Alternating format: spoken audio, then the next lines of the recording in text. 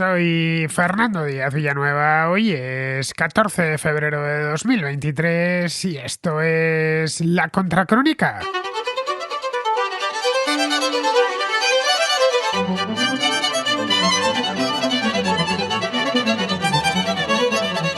Una semana después del terremoto que sacudió la región fronteriza entre Turquía y Siria, el número de muertos supera ya los 30.000. La ayuda humanitaria ha llegado en grandes cantidades y sigue llegando, pero el malestar hacia el gobierno de Erdogan crece conforme pasan los días. Millones de personas se han quedado sin hogar y se han visto condenadas a vivir durante un tiempo indefinido en campos de refugiados, en mezquitas habilitadas a tal efecto e incluso dentro de vehículos. Esto está creando todo un desafío logístico para la entrega y la distribución de la ayuda. Los aviones de carga llegados de todo el mundo aterrizan durante todo el día en el aeropuerto de Gaziantep, que debido a su pequeño tamaño se ha convertido en un cuello de botella. Otros aeropuertos de la zona afectada, como el de Hatay, quedaron inutilizados por el terremoto. Esto ha obligado a desviar algunos aviones a otros aeropuertos distantes, lo que complica aún más la distribución de alimentos, de medicinas, de tiendas de campaña, de suministros para los hospitales, etc. Los destrozos no se concentran exclusivamente en una ciudad, sino en una región muy extensa, equivalente al tamaño de Hungría, habitada por unos 15 millones de personas. Hacer llegar esta ayuda allá donde se la necesita está suponiendo todo un reto que a día de hoy no se ha conseguido superar con éxito. Los turcos, entre tanto, están indignados por el elevado número de muertos y heridos, por el caos que siguió al terremoto y por todo lo que ha agravado esta catástrofe. Señalan directamente con el dedo al gobierno del país, que ha reconocido los problemas y ha pasado a la acción arrestando a más de un centenar de constructores, arquitectos e ingenieros relacionados con los edificios que se han derrumbado. Para calmar los ánimos, hace unos días Erdogan anunció que se reconstruiría todo lo que el terremoto ha destruido y que entregaría a cada persona afectada 10.000 liras turcas, es decir, unos 500 euros al cambio, una cantidad a la vista está muy insuficiente en comparación con todo lo que han perdido. El terremoto se ha producido en un año electoral, a solo 3 meses de los comicios presidenciales, que se iban a celebrar en junio, pero que el presidente anticipó a mayo para que la oposición tuviese menos tiempo de organizarse y de conformar una candidatura única. Para los opositores el terremoto es una baza importante, ya que la rabia de muchos turcos se podría traducir en que cambien el sentido de su voto. Estas elecciones llegan cuando Erdogan encadena ya 20 años en el poder y está algo desgastado. Por eso y por la cercanía de las elecciones, desde el gobierno están extremando las precauciones para que ni la prensa ni las redes sociales se desmanden. El miércoles pasado se bloqueó por decreto durante un día el acceso a Twitter dentro del país. Era en esta red social donde se difundían con más rapidez las denuncias mediante fotografías y vídeos de la devastación ocasionada por el seísmo y por todo el desastre que vino después. La prensa tampoco se ha librado. Erdogan ha acusado a algunos periodistas de publicar noticias falsas. Una vez señalados, la justicia no ha tardado mucho en abrirles una investigación. Pero lo que pueda venir desde la prensa no le atemoriza especialmente. En Turquía la mayor parte de medios de comunicación son abiertamente partidarios de Erdogan y de su partido, el AKP. Lo que temen es un estallido de ira social si los problemas derivados del terremoto se prolongan demasiado. Algo así sería ya directamente incontrolable. Por de pronto en las provincias afectadas se ha declarado el estado de emergencia. Eso facilitará mucho las cosas al gobierno, a quien todavía le queda la oportunidad de poner todo esto a su favor.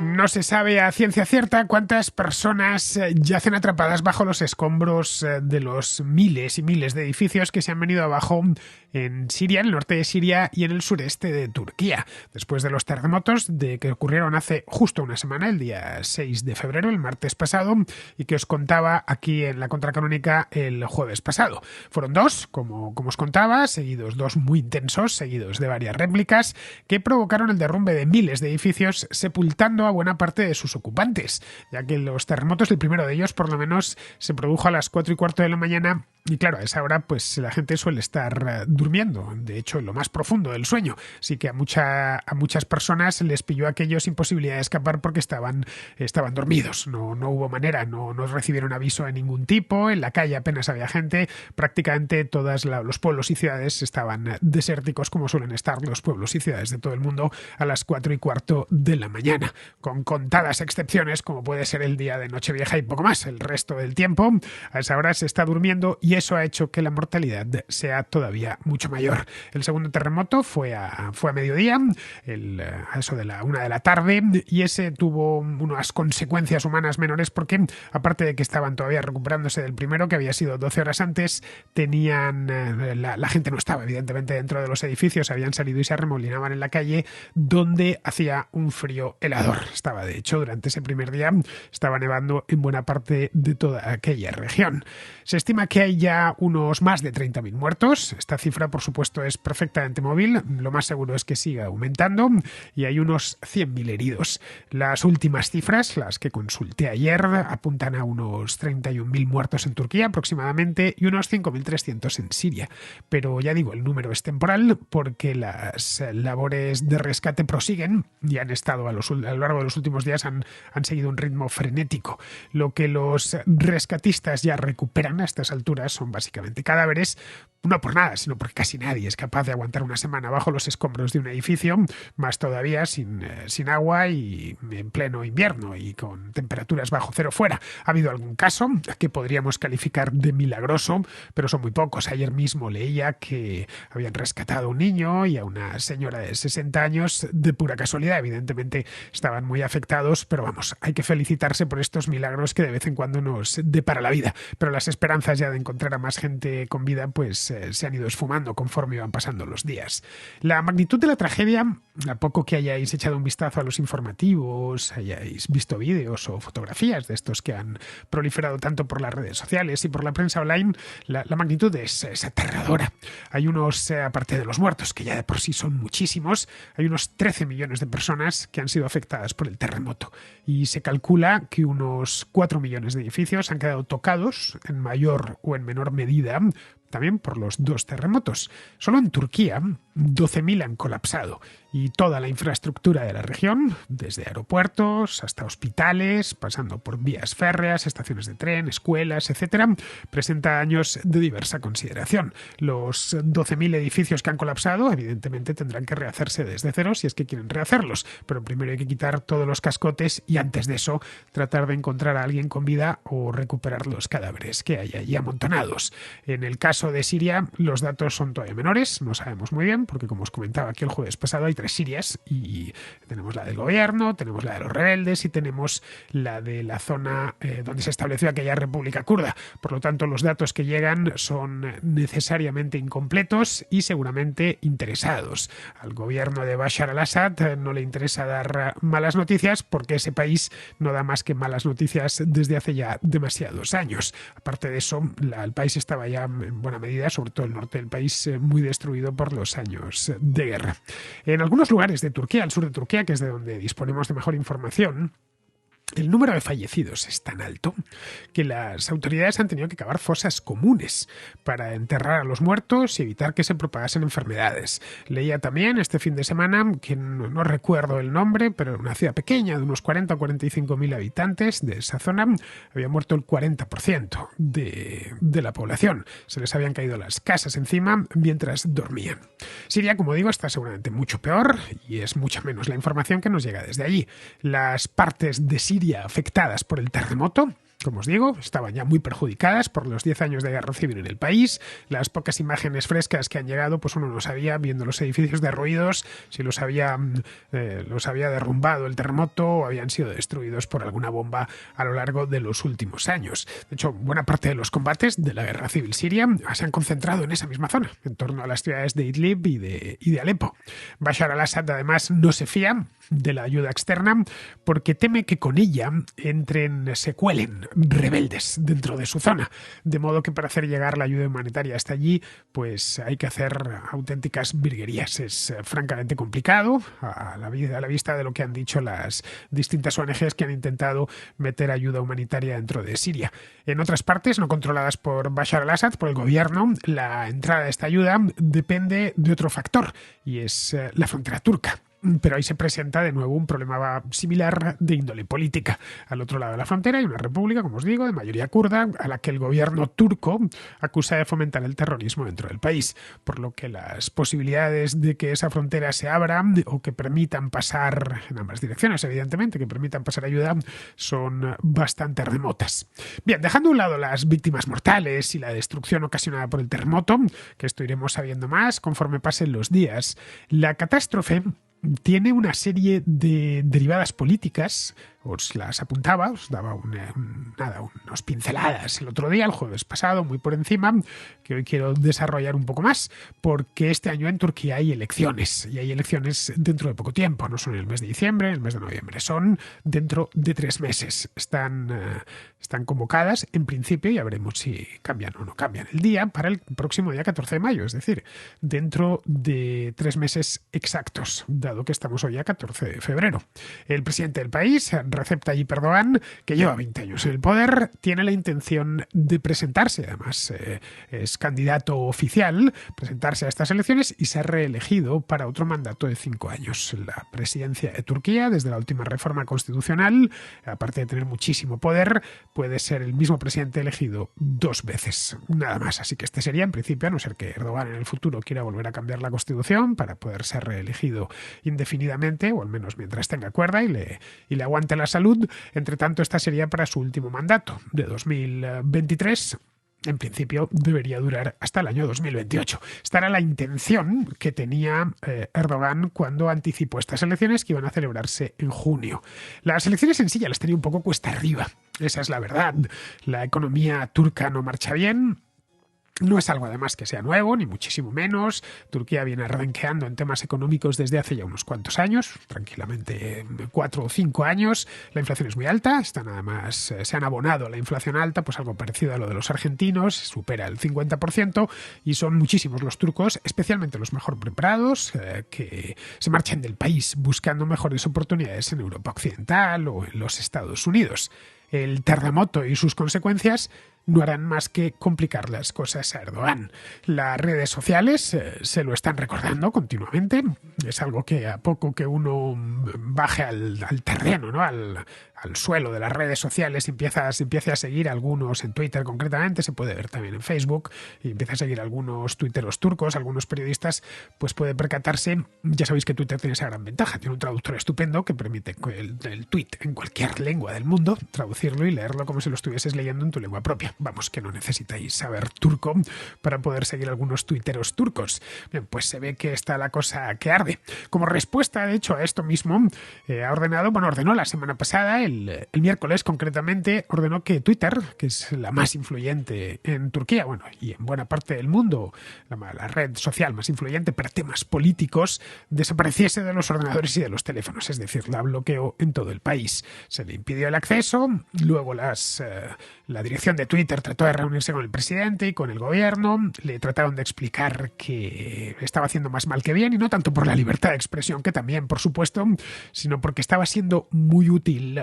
para las operaciones de rescate. Twitter tiene esa ventaja, que en tiempo real puedes comunicar muchas cosas a una comunidad de gente muy amplia, y esa información la puedes geolocalizar, la puedes enriquecer con vídeos, con audios, con fotografías. Así que les trataron de explicárselo al gobierno, el gobierno lo entendió y levantó esa prohibición unas horas más tarde. La prensa crítica, que a ver, la hay en Turquía, no es mucha y es débil, también le ha señalado. Ahí han entrado entonces en juego los jueces turcos y 2 periodistas que acusaron al gobierno de negligencias. Antes y después del terremoto han sido acusados de difundir noticias falsas y les han abierto una investigación criminal.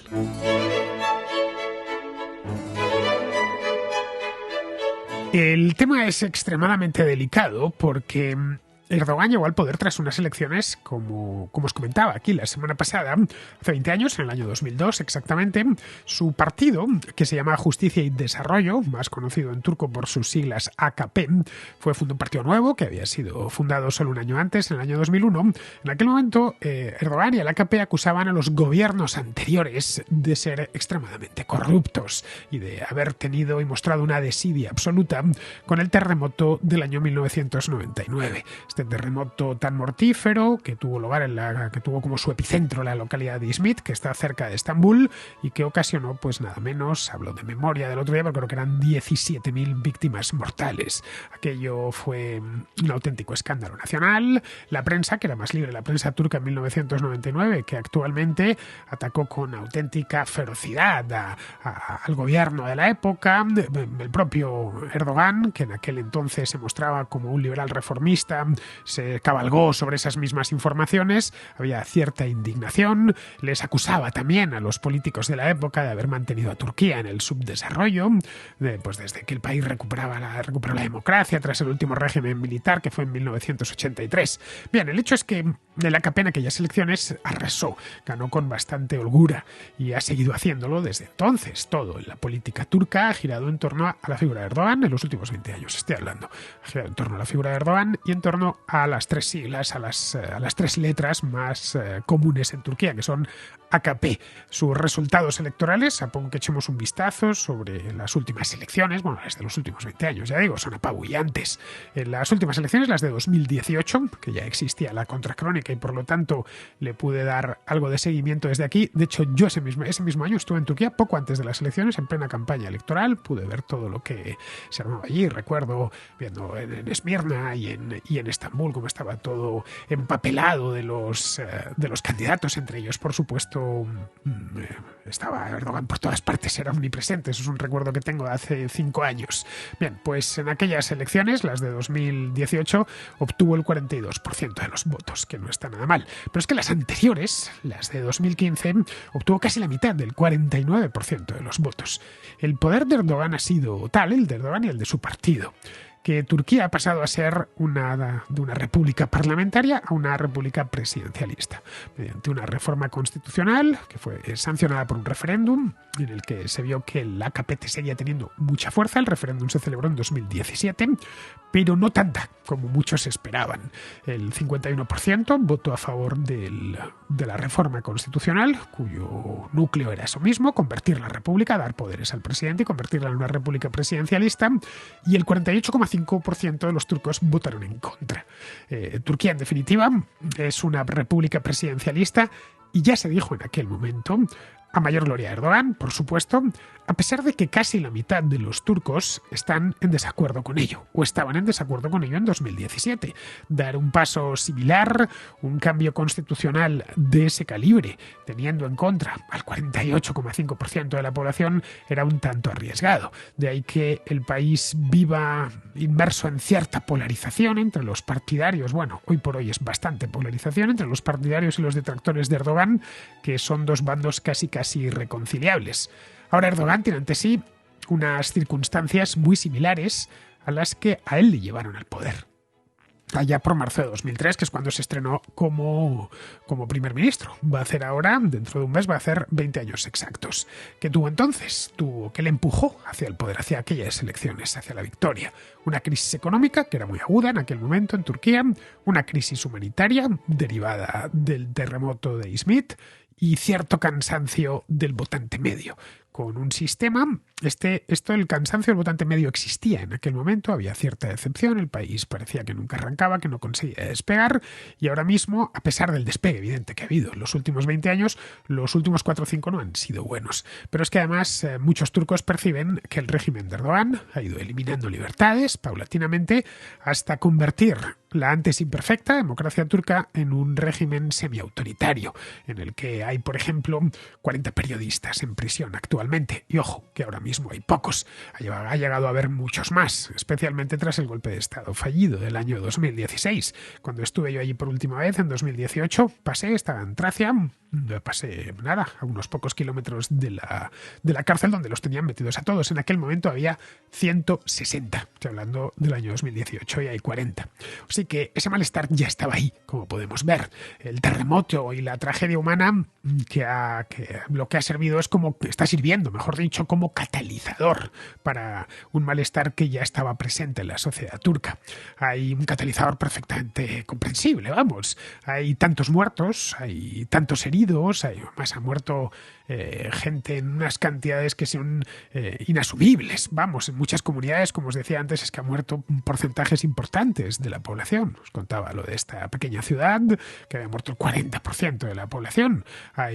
Las pérdidas materiales están siendo tan cuantiosas que es que someter a escrutinio al gobierno es inevitable, incluso en un país autoritario, como es el caso de Turquía. Es decir, poco a poco irán surgiendo pruebas y evidencias de que se ignoraron las normativas relativas a la construcción en zonas sísmicas, que son muchísimas, por cierto, en Turquía. En Turquía no ha faltado, al menos desde el año 2003, que es cuando entró en vigor la última regulación relativa a la construcción, no es que no hubiese una ley al respecto, la había y bastante buena, según parece, pero no siempre se respetaba. De hecho, en algunos lugares se respetaba muy poco, generalmente con sobornos de por medio a las autoridades locales. En Turquía, además, es que se ha construido muchísimo en los últimos 20 años. Han sido 20 años de auténtico milagro inmobiliario. La economía iba bien, la población crecía, así que las ciudades han experimentado una notable expansión urbana.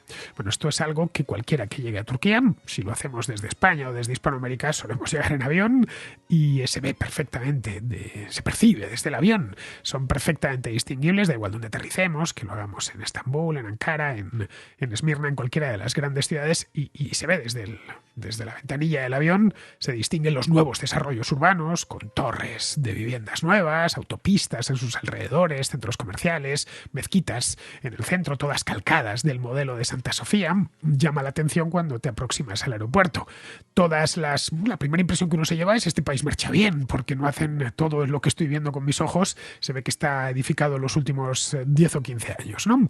Bien, todas estas nuevas construcciones estaban sujetas a una regulación y están sujetas a una regulación muy exigente, porque, como se explicaba aquí el jueves pasado, Turquía está asentado en una zona sísmicamente muy activísima, prácticamente todo el país. Hay un total de 4 placas tectónicas que confluyen ahí en la península de Anatolia, con fallas muy inestables que dan lugar a terremotos continuos, algunos muy fuertes, como este del martes pasado. Vemos que el Erdogan de hace 20 años conocía esto perfectamente, denunciaba que las normativas no se cumplían, a pesar de que ya existían. No eran tan exigentes como las actuales, pero ya existían, porque las autoridades eran corruptas. Gran parte de sus críticas en aquel entonces eran esas. Él iba a ser la persona que Turquía necesitaba. Él iba a poner orden, a traer transparencia, a traer honradez, y aunque los terremotos eran inevitables, no moriría tanta gente como había muerto en Izmit. En los sondeos más recientes, Erdogan y su partido están perdiendo el favor del electorado, poco a poco. Vamos a ver, todavía han pasado muy poquitos días desde el terremoto y no se puede construir una tendencia. Para que esperar, pues qué sé yo, unas cuantas semanas, un mes como mínimo. Pero por lo que se ha podido ver, y está la cosa todavía muy caliente, como para sacar una conclusión. Pero bueno, que venía perdiendo el favor desde hacía tiempo. Las elecciones, como os decía, iban a celebrarse en junio, el día 18, pero Erdogan anunció hace un mes, a mediados del mes de enero, que se adelantarían al 14 de mayo. En aquel entonces a nadie se le escapó que con eso pretendía minar la capacidad de la oposición para cerrar candidaturas, que se pusiesen de acuerdo, que no sabía si iban a ser capaces los varios partidos que forman creo que son 6 partidos, han excluido a los kurdos para evitarse problemas, pero el resto están sentados, han conformado una suerte de mesa opositora, pues como con la que se conforma siempre frente a regímenes muy largos o a presidentes que gobiernan durante mucho tiempo y no tienen todavía un candidato de consenso. Bien, esa decisión juega ahora en su contra. Así que es posible que vuelvan a la fecha original o que incluso se pospongan hasta septiembre o más tarde. El gobierno necesita tiempo y la tragedia se lo podría regalar. El miércoles pasado se declaró el estado de emergencia en 10 provincias del sureste con una duración de 3 meses. Pues casi, si se celebran en mayo, finalmente, pues casi hasta la víspera de las elecciones. Eso podría facilitar a Erdogan, podría poner más difícil a los críticos de Erdogan las cosas y aplazar las elecciones hasta que el asunto se haya encarrilado de nuevo. Lo tendrá fácil, ya que según están las cosas ahora mismo, en el sureste del país no se pueden celebrar elecciones de ningún tipo, porque es que no hay ni siquiera donde hacerlo con seguridad. Algunos se preguntan si estaría dispuesto a llegar tan lejos. Naturalmente que lo está. La voluntad de poder de Erdogan ha quedado más que acreditada en sus 2 décadas al frente del país. Erdogan ha centralizado todo el poder en sus manos, ha vaciado de autonomía las instituciones, ha colocado a sus más leales en todos los puestos importantes, una clase entera de empresarios ha emergido y se ha enriquecido, muchas veces de forma fraudulenta, gracias a la cercanía del poder, y se ha hecho con el favor de la prensa, que directa o indirectamente defiende a Erdogan a capa y espada. Los terremotos siempre matan a más gente en los países donde la corrupción es generalizada. Ese parece ser el caso de Turquía. Las empresas constructoras y la administración han vivido una luna de miel durante años. Un ejemplo que recogí el otro día. En la provincia de Hatay, que es una de las más afectadas por el terremoto, edificios residenciales, hospitales, incluso una oficina, la oficina local de la Agencia de Emergencias y Desastres de Turquía, muchos construidos por empresarios cercanos a la AKP, se derrumbaron o quedaron inutilizados. La única pista de aterrizaje del aeropuerto, en la capital de la provincia, que es la vieja ciudad de Antioquía, se partió en 2, porque hay fotografías que se pueden ver en el terremoto porque le habían construido la pista justo encima de una falla. El aeropuerto fue inaugurado hace poco, fue inaugurado en el año 2007. Casos como el de Hatay se amontonan y se suman a otros desastres naturales que no se atendieron debidamente en el pasado reciente. En el verano de 2021, por ejemplo, hubo varios incendios forestales devastadores en el sur del país y tanto la extinción como la ayuda llegaron tarde. La oposición acusó al gobierno de no disponer de suficientes aviones para extinción de incendios y de no proporcionar fondos adecuados a la Agencia de Emergencias y Desastres. Algo parecido, pero a mucha mayor escala, se ha reproducido con este terremoto. Esta vez, por suerte, ha llegado mucha ayuda del exterior que ha permitido que se salvasen muchas vidas, tanto las de los atrapados por los cascotes de los edificios como las de los que se quedaron a la intemperie porque no podían volver a sus casas. Queda por ver ahora qué hará la oposición. Es una incógnita si se presentará unida bajo un solo candidato, algo que no han conseguido hasta la fecha porque la figura de Erdogan es omnipresente. Para muchos turcos es una suerte de padre de la patria, con el que, aunque las cosas no marchan bien últimamente, sí consideran el responsable del despegue económico turco de las 2 últimas décadas.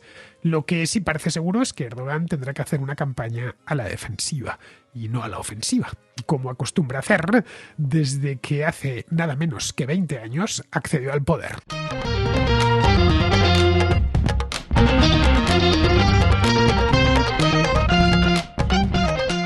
Hoy es el Día de los Enamorados y una manera insuperable de celebrarlo es compartir en pareja una buena cerveza Mau. Mejor todavía si es sin alcohol, como la Mau 00 Tostada. La Mau 00 Tostada es la cerveza 00 española más premiada del mundo. Desde su lanzamiento al mercado en 2017 ha sido galardonada en varias ocasiones en diferentes certámenes internacionales por su gran calidad y sabor. Esto le ha permitido posicionarse en muy poco tiempo como líder indiscutible de su categoría. No es casual, Mau 00 tiene un auténtico sabor cervecero con una inimitable combinación de maltas tostadas. La malta es el alma de esta cerveza, su principal elemento, la responsable de su color dorado y uno de los mayores contribuyentes al sabor, aroma y cuerpo que la caracterizan.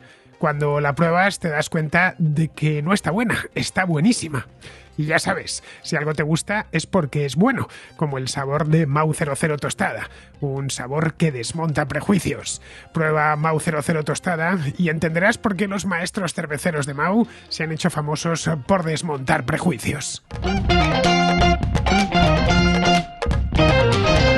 Mau 00 Tostada, un sabor que desmonta prejuicios.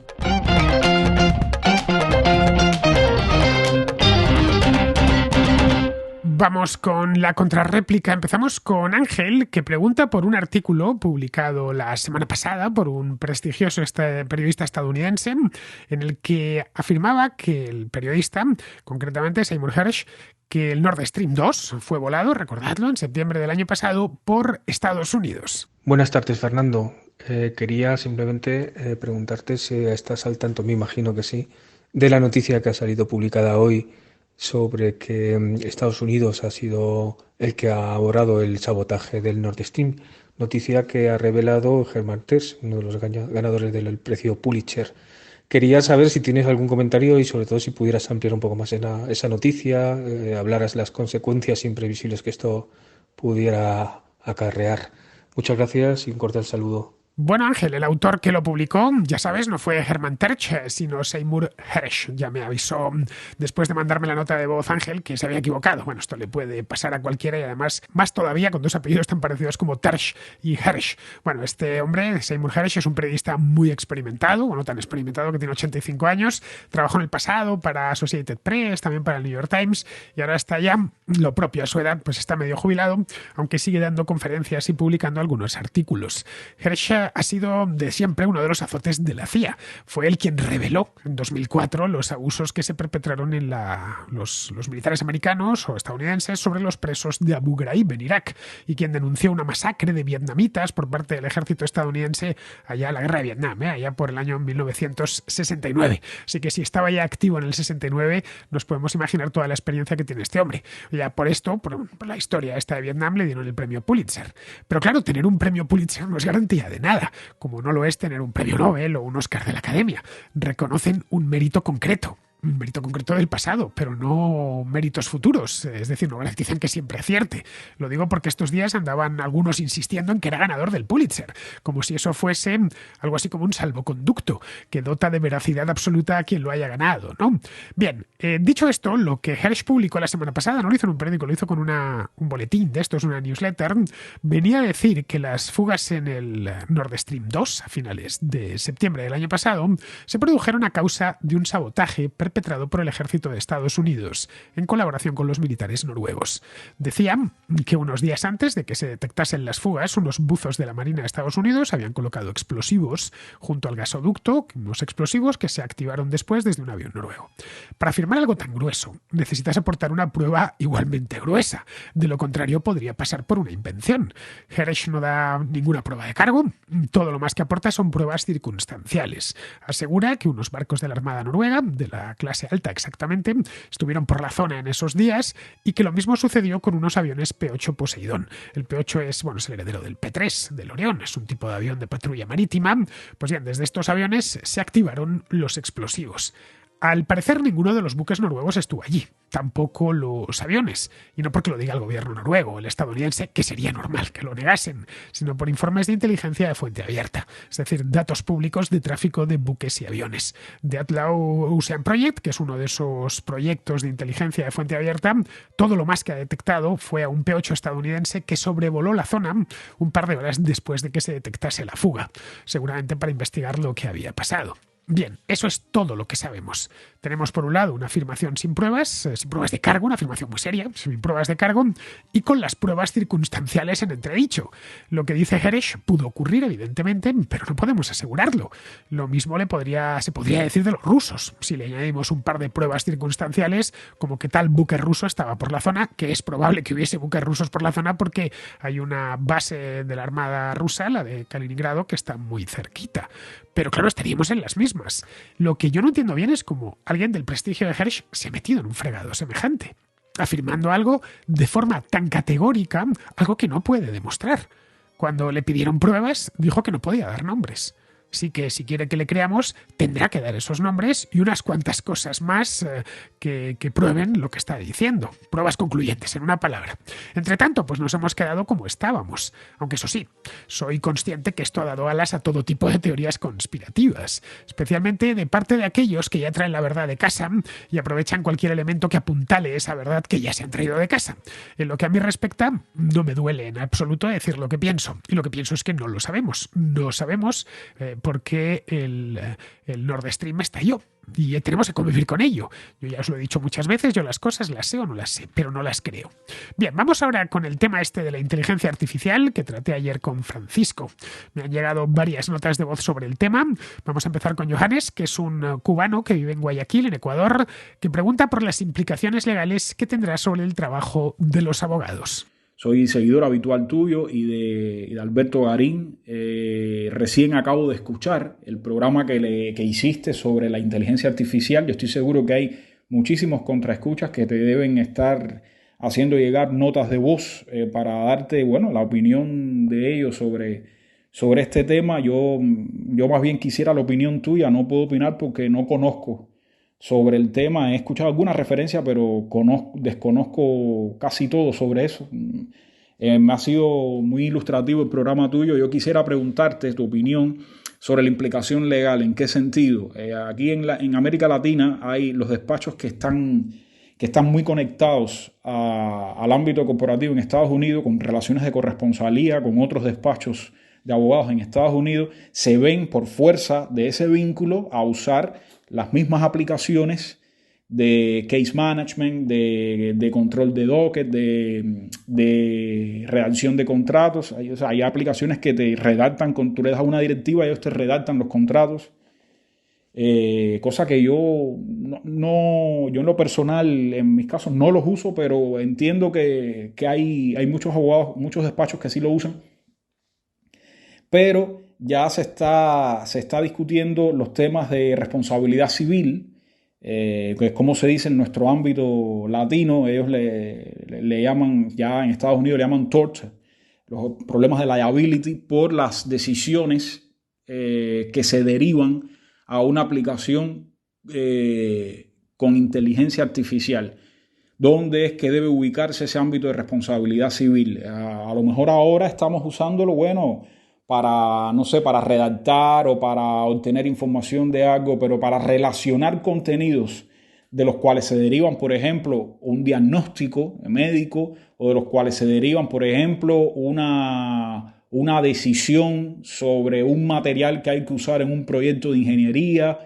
En este tipo de cosas ya es un poco más complicado. Yo he escuchado algunos debates sobre ese tema, pero sobre todo en ámbitos académicos. Quisiera saber tu opinión, hasta dónde has podido investigar o has podido indagar sobre eso. Muchísimas gracias, Fernando. Pues mira, Johannes, es un tema que no conozco mucho porque no soy abogado. Aunque bueno, como dijo ayer Francisco, todos los trabajos que se realizan delante de una pantalla se verán afectados. Los abogados pasan mucho tiempo delante de las pantallas de sus ordenadores y sus teléfonos, así que entiendo que la inteligencia artificial afectará a muchos procedimientos típicos de ese oficio. Por suerte hay otro contraescucha que se llama Juan, que es un abogado español que vive en Rotterdam, que ya lo tiene muy bien estudiado esto, así que él te dará la respuesta. Junto a Juan vamos a escuchar también a Vicente, que es ingeniero y que nos da su propia perspectiva. Buenos días, Fernando.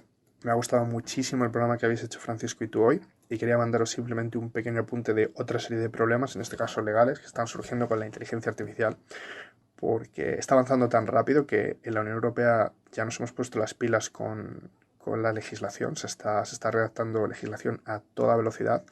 Básicamente se están redactando las reglas generales para la inteligencia artificial a través de una regulación y también a través de una directiva, una ley de mínimos, el tema de la responsabilidad sobre lo que haga la inteligencia artificial. Pero mientras se redactan estas leyes, hay una serie de problemas legales que están un poquito en el aire.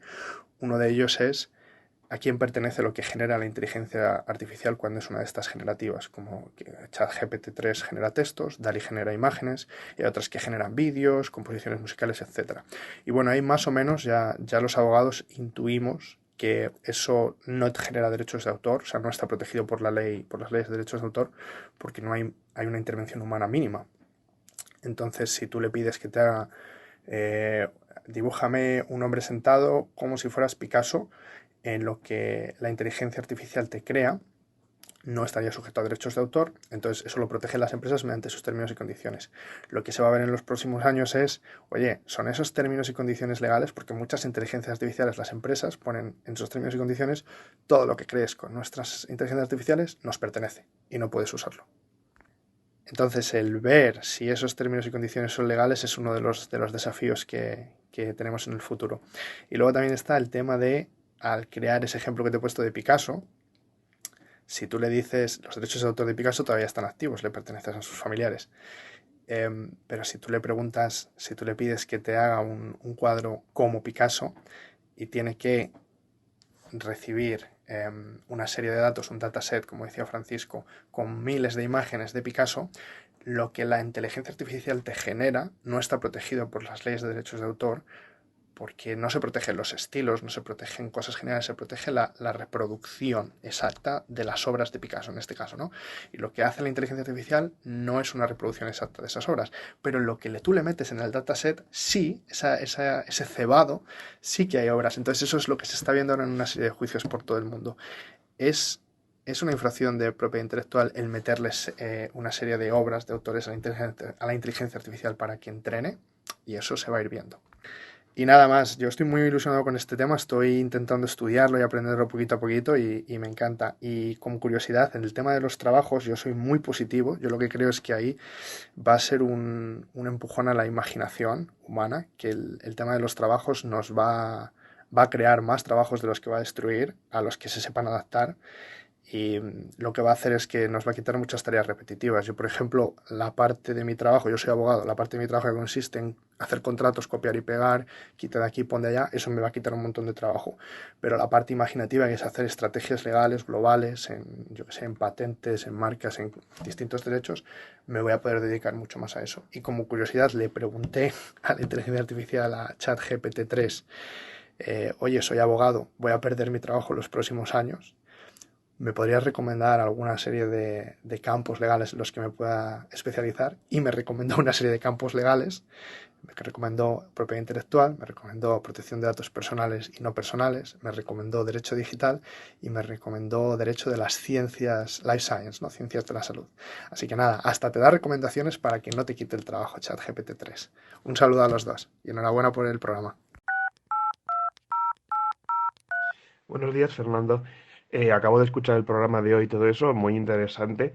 Y nada, simplemente quería destacar una serie de cosas. Primero, que no sé si has visto, porque sí lo has mencionado en la cabecilla del capítulo, pero no sé si has llegado a ver la demo que enseñó Microsoft de la integración de Bing y GPT. Te mando ahora el vídeo y todo eso, le eches un vistazo, porque realmente es básicamente todo lo que he comentado. He olvidado el nombre del invitado de hoy, lo siento.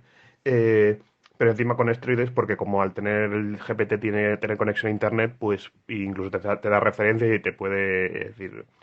Es una versión mejorada porque tiene acceso a internet, entonces en lugar de inventarse, se inventa menos las cosas, se sigue inventando las cosas, pero se inventan menos las cosas porque por lo menos tiene acceso a internet. Entonces, por ejemplo, si le hubiese preguntado sobre tu persona y todo eso, no hubiese respondido lo primero que se le ocurre, que eres un experto en IA porque podría haberte buscado y tal. Eh, Aparte de eso, eh, bueno, no habría muchas cosas más que comentar, que creo que tu invitado quería comentarlo, como por ejemplo, como esto iba a poner mucha presión en Google y iba a poner este año muy interesante desde esta perspectiva. Y luego yo quería darte mi opinión como desarrollador, porque bueno, yo soy ingeniero de caminos, pero me especialicé en mecánica computacional. Entonces yo programo, pero yo programo en un dominio muy específico que no es el típico, no sé, yo no hago páginas web, yo hago software de simulación y todo eso. Es una cosa muy específica. Yo tengo acceso a GitHub Copilot porque, bueno, pues decidieron que yo porque ahora es de pago, pero ellos decidieron que como yo soy un contribuidor bastante productivo, me dan acceso gratuito. Y aunque tengo incluso acceso desde que la sacaron la primera beta gratuita y todo eso, porque ya me apunté el primer día que vi el anuncio y todo eso, eh, pero al final a mí no me está ayudando prácticamente nada el GitHub Copilot, porque las cosas que yo hago. Creo que como no hay una base de datos lo bastante extensa, no es como en GitHub hay millones y millones y millones de páginas web, pues y por eso a lo mejor programa bien en JavaScript o tiene mucho backup, pero yo que programo en C++ y también en Python ni tan mal, pero tampoco te creas que es una maravilla, al menos para lo que yo lo uso, y en C++, al menos para el dominio que yo trabajo y todo eso es horrible. Yo al final el GitHub Copilot solo lo estoy usando para que me ayude con los comentarios, la parte de documentación que es la más aburrida, pues más o menos eso lo deduce bien, pero lo que es escribir un trozo de código, hazme la inversa de esto, y llama a una función que no existe, y cosas por el estilo, porque es en plan, es decir, bueno, pues si hubiera existido una función invertir en esta matriz, pues evidentemente no te estaría preguntando, porque ya sé, es decir, no sé, ejemplos muy tontos que me vienen a la cabeza, pero te digo, no le dejo prácticamente escribir nunca nada, porque prácticamente nunca me proporcionan nada que sea medianamente válido para programar para el dominio que yo trabajo, porque es muy específico, ¿sabes? Pues nada, muchísimas gracias a los dos, a Juan y a Vicente. Habéis completado algunas cosas que se nos quedaron ayer en el tintero. Bueno, que sepáis que después de grabar el programa nos quedamos otro buen rato hablando por teléfono Francisco y yo, no lo sé cuánto fue, pero tranquilamente otra media hora. Podíamos haber hecho el programa el doble de largo, pero claro, no íbamos tampoco a entregar una contracrónica de hora y media o de hora y 3/4. Pero vamos, que de temas de inteligencia artificial, como ya dijimos, esto va a dar muchísimo que hablar a lo largo de los próximos años. Las repercusiones legales que comentaba Juan son muy grandes. Ya nos lo ha comentado él. Respecto a lo que nos dice de que esto de la inteligencia artificial creará muchos más empleos de los que destruyen, a mí no me cabe la menor duda. Todas las tecnologías, mira la historia, como siempre, todas las tecnologías que el hombre ha ido creando desde la antigüedad han creado más empleo del que han destruido, del que han retirado del mercado, porque liberan a los seres humanos de una serie de tareas para que se dediquen a otras. Lo he dicho muchas veces, en nuestro mundo las máquinas, tanto las físicas como el software, hacen infinidad de trabajos que antes hacían las personas. Y la verdad es que nunca hemos sido tantos viviendo tan bien como vivimos ahora. Lo único que han hecho las sociedades humanas es ir adaptándose a los cambios. Bien, pues nos vamos a despedir ya, vamos con Pizarro, que nos habla de esto mismo, de la inteligencia artificial. Actualmente, y dado que en las respuestas de la inteligencia artificial se detectan invenciones, errores, trucos conversacionales y sesgos ideológicos, se diría que de momento la inteligencia artificial es una listilla artificial que maneja mucha información y te sirve, si puede, la sonriente propuesta de conocimiento que las directrices de sus programadores marcan. En cuanto a su potencial como automatizador de procesos, es de suponer que, como toda automatización, permitirá una mayor eficiencia en la producción, una mayor precisión y una reducción de la necesidad de la mano de obra humana. Un cordial saludo en especial para Francisco de Pizarro. Y hasta aquí, queridos amigos, llega la contracrónica de hoy, que es 14, Día de los Enamorados. Por cierto, bueno, ya os lo he dicho con lo de Mau 00, ya sabéis, si tenéis novia o novio, os podéis tomar una cervecita. Yo no lo voy a hacer, aunque sea 00, aunque bueno, si es 00 y es tostada y es Mau, que es la cerveza de Madrid, pues igual hasta lo mismo. El problema es que tengo antes que encontrar a alguien con quien tomármela y eso ya no es tan fácil. En fin, dejando las bromas aparte, con esto, mañana será 15, naturalmente, con esto me despido de todos vosotros. Hasta mañana.